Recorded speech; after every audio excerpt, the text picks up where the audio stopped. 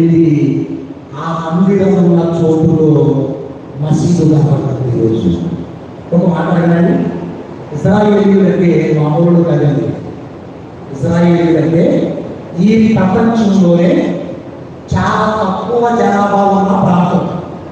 90 లక్షలు, కోటి కూడా లేదు. మరి భారతదేశ జనాభా తెలుసా?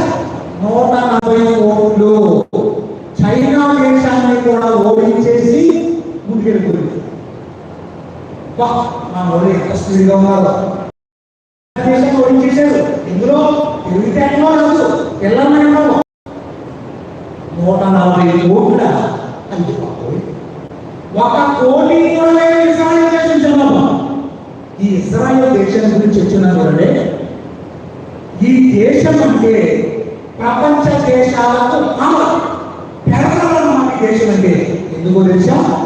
అమెరికా దేశం కానీ, చాలా గల్ఫ్ దేశాలు కానీ, ప్రపంచంలో ఈ రోజు మనం ఉపయోగించుకుంటున్న cell phones, computers, Google, internet, Facebook, WhatsApp